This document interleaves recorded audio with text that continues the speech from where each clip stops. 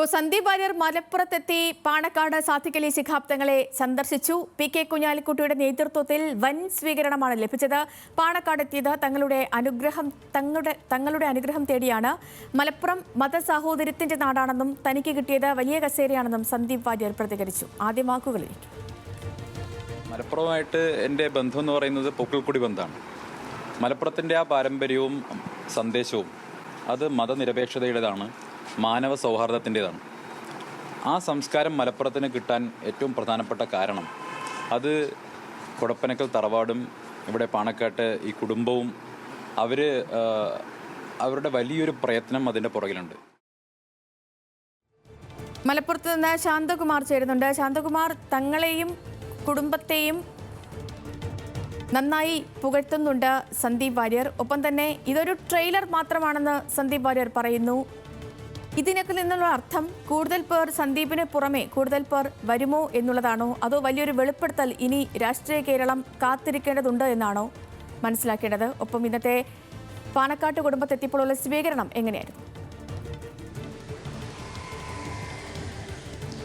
ഇന്നലെ കോൺഗ്രസിലെത്തിയ സന്ദീപ് വാര്യർ ഇന്ന് ആ രാഷ്ട്രീയവും നയവും എല്ലാം അദ്ദേഹത്തിൻ്റെ പഴയ BJP-യുള്ള ആ രാഷ്ട്രീയവും നയവും എല്ലാം മാറ്റിയാണ് ഇന്ന് അദ്ദേഹം വിശദമായി സംസാരിച്ചത്. പാണക്കാടെത്തി സംസാരിച്ചത്. പാണക്കാട് സാദിഖലി ശിഹാബ് തങ്ങളുമായി 15 മിനിറ്റോളം കൂടിക്കാഴ്ച നടത്തി. അദ്ദേഹത്തോടൊപ്പം P.K. കുഞ്ഞാലിക്കുട്ടിയും അതുപോലെ തന്നെ ലീഗ് MLA-മാരും ലീഗ് നേതാക്കന്മാരും എല്ലാവരും ഉണ്ടായിരുന്നു. കോൺഗ്രസിൽ നിന്ന് ആരും ഉണ്ടായിരുന്നില്ലെങ്കിലും ലീഗിൻ്റെ മുഴുവൻ നേതാക്കന്മാരും അദ്ദേഹത്തോടൊപ്പം ഉണ്ടായിരുന്നു. KPCC-യുടെ കൂടി നിർദ്ദേശപ്രകാരമാണ് അദ്ദേഹം ഇന്ന് പാണക്കാട് സാദിഖലി ശിഹാബ് തങ്ങളെ സന്ദർശിച്ചത്. അദ്ദേഹം താൻ BJP-യിൽ പ്രവർത്തിക്കുമ്പോൾ താൻ പല ആശയങ്ങളും അവതരിപ്പിക്കുകയും അതിൽ നിന്നെല്ലാം അസംതൃപ്തരായ ലീഗുകാരുണ്ടാവും, കോൺഗ്രസ്സുകാരുണ്ടാവും. അവർക്കെല്ലാം ഒരു ആശ്വാസവും കൂടി ഒരു വിശ്വാസവും കൂടി വരാൻ വേണ്ടിയാണ് താൻ പാണക്കാട് എത്തിയത് എന്ന് അദ്ദേഹം വിശദീകരിക്കുന്നുണ്ട്. ഒപ്പം തന്നെ പാണക്കാട് കുടുംബത്തെക്കുറിച്ചും പാണക്കാട് കുടുംബം ലീഗുമായിട്ടുള്ള അവരുടെ നിലപാടുകളെക്കുറിച്ചും അതിൻ്റെ മാനവ രാശിയെക്കുറിച്ചും മാനവ സാഹോദര്യത്തെക്കുറിച്ചും എല്ലാം വിശദമായി സംസാരിക്കുന്നുണ്ടായിരുന്നു സന്ദീപ് വാര്യർ. അതുതന്നെയാണ് P.K. കുഞ്ഞാലിക്കുട്ടിയും സാദിഖലി ശിഹാബ് തങ്ങളും തുടർന്നും മാധ്യമങ്ങളോട് സംസാരിക്കുമ്പോൾ പങ്കുവച്ചത്. അതായത് BJP-യിൽ നിന്ന് മാറി വന്ന സന്ദീപ് വാര്യർ പുതിയ ഒരു രാഷ്ട്രീയം സ്വീകരിച്ച് കോൺഗ്രസിൻ്റെ രാഷ്ട്രീയം സ്വീകരിച്ച് കോൺഗ്രസിൻ്റെ UDF-ൻ്റെ ഘടകകക്ഷി കൂടിയായ മുസ്ലിം ലീഗിൻ്റെ നേതൃത്വ സ്ഥാനത്തേക്ക് എത്തി അവിടെ ഒരു കൂടിക്കാഴ്ച നടത്തുമ്പോൾ അത് വലിയ ഒരു ആശയം തന്നെയാണ് സന്ദീപ് വാര്യർ ഉന്നയിക്കുന്നത്. അതിലേറ്റവും പ്രധാനപ്പെട്ടത് K. സുരേന്ദ്രനെതിരെ അദ്ദേഹം അതിരൂക്ഷമായി പറയുന്നുണ്ട്. സുരേന്ദ്രനെ വലിയ കസേര കിട്ടട്ടെ സന്ദീപ് വാര്യർക്ക് എന്ന് ഇന്നലെ ആശംസിച്ചിരുന്നു. അതിന് അദ്ദേഹം മറുപടി പറയുന്നത് താൻ വലിയ ഏതെങ്കിലും ഭരണമുള്ള ഒരു രാഷ്ട്രീയ പാർട്ടിയുടെ കൂടെയല്ല വന്നിട്ടുള്ളത്, താൻ വന്നിട്ടുള്ളത് ഒരു മതേതര രാഷ്ട്രീയ കക്ഷിയുടെ കൂടെയാണ്.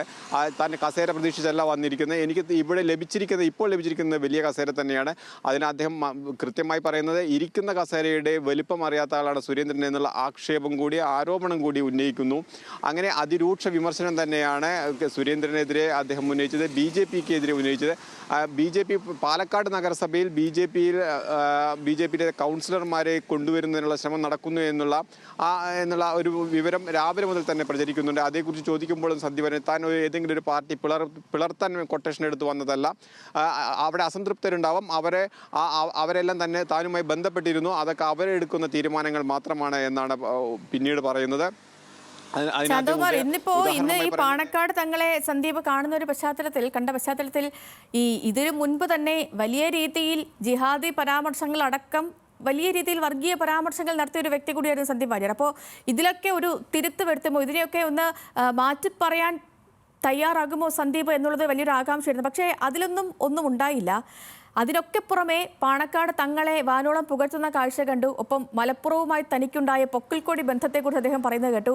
ഇതിനൊക്കെ ആധാരമായത് ഈ നവംബർ 2-ാം തീയതി നടന്ന ഒരു കസേര കിട്ടാത്തതിനെ ചൊല്ലിയുള്ള വിവാദമാണ് ഇത്രയും വലിയ കോലാഹലങ്ങളിലേക്ക് എത്തിയത് എന്നുള്ളതാണ് അല്ലേ? തീർച്ചയായും അദ്ദേഹം അത് തന്നെയാണ് നേരത്തെ സൂചിപ്പിച്ചതും. സന്ദീപ് വാര്യർ കൃത്യമായി പറഞ്ഞിരുന്നു, താൻ BJP-യിൽ നിൽക്കുമ്പോൾ പല വിധത്തിലുള്ള പരാമർശം, ആ പാർട്ടിയുടെ നയവും ആശയവുമായി ബന്ധപ്പെട്ട് പരാമർശങ്ങൾ നടത്തിയിട്ടുണ്ടാവും. അത്തരം തെറ്റിദ്ധാരണകൾ ഉണ്ടെങ്കിൽ അവയെല്ലാം മാറണം എന്ന് തന്നെയാണ് ഈ സന്ദർശനത്തിൻ്റെ ലക്ഷ്യമെന്ന് അദ്ദേഹം സൂചിപ്പിക്കുന്നുണ്ട്. അത് അദ്ദേഹത്തെ സ്വീകരിക്കാൻ തന്നെ വലിയ തോതിൽ മുസ്ലിം ലീഗ് പ്രവർത്തകരും നേതാക്കന്മാരും എല്ലാം പാണക്കാട് മുറ്റത്ത് തന്നെ എത്തിയിരുന്നു. അതിൽ നിന്നെല്ലാം മനസ്സിലാക്കുന്നത് സന്ദീപിനെ അവർ കാര്യമായി സ്വീകരിക്കുന്നു, ഇല്ലെങ്കിൽ സന്ദീപിൻ്റെ നിലപാടുകളോടൊപ്പം നിൽക്കുന്നു, പുതിയ നിലപാടുകളോടൊപ്പം നിൽക്കുന്നു എന്ന് തന്നെയാണ്. അതുതന്നെയാണ് ലീഗും ആ കാര്യം തന്നെയാണ് പറയാൻ ശ്രമിക്കുന്നതും അത് തന്നെയാണ് അവർ വിശദീകരിക്കുകയും ചെയ്തത്. ഈ രീതിയിൽ തന്നെയാണ് കോൺഗ്രസുമായി വിപുലമായ തെരഞ്ഞെടുപ്പ് പ്രചരണവുമായി മുന്നോട്ട് പോകാനും അതിന് എല്ലാവിധ പിന്തുണയും നൽകാൻ തന്നെയാണ് മുസ്ലിം ലീഗും തീരുമാനിച്ചിട്ടുള്ളത്. ലീഗ് നേതാക്കന്മാരുടെ വാക്കുകളിൽ നിന്നെല്ലാം അത് വ്യക്തവുമാണ്. ഒപ്പം തന്നെ CPM-നെ പരോക്ഷമായി പറയാനും ആക്രമിക്കാനും എല്ലാം എം പി രാജേഷ് കഴിഞ്ഞ ദിവസം നടത്തിയ പരാമർശം, സന്ദീപ് വാര്യരെ കുറിച്ച് പരാമർശം നടത്തിയിരുന്നു. അതിന് മറുപടി സന്ദീപ് വാര്യർ ഇന്ന് പാണക്കാട് വെച്ച് പറയുകയുണ്ടായി. എം പി രാജേഷിനും അതുപോലെ തന്നെ K. സുരേന്ദ്രനും ഒരേ ഭാഷയാണ്. ഇവർ ഇരട്ട സഹോദരങ്ങളെ പോലെയാണ് ഇപ്പോൾ പെരുമാറുന്നത്. ഇവർ തന്നെ ഒരുമിച്ച് വന്ന് തന്നെ ആക്രമിക്കുമെന്നുള്ള ഭയമുണ്ട് എന്നുകൂടി പറയുന്നു. അതായത് കൃത്യമായി ഒരു കോൺഗ്രസ്സുകാരനായി അല്ലെങ്കിൽ ഒരു UDF-കാരനായി നിന്നുകൊണ്ട് തന്നെ CPM-നെയും BJP-യും ഒരുപോലെ ആക്രമിക്കാനുള്ള എല്ലാ ശ്രമവും സന്ദീപ് വാര്യരുടെ ഭാഗത്തുനിന്ന് തുടങ്ങിയിരുന്നു. സന്ദീപ് വാര്യർ കോൺഗ്രസ്സുകാരനായി പ്രവർത്തിക്കാൻ തീരുമാനിച്ചിരിക്കുന്നു. ആ തീരുമാനത്തിന് പ്രാവർത്തികമാക്കി തുടങ്ങി എന്ന് തന്നെ വേണം ഇതിൽ നിന്ന് മനസ്സിലാക്കാൻ. ശരി ശാന്തകുമാർ, വ്യക്തമാണ്.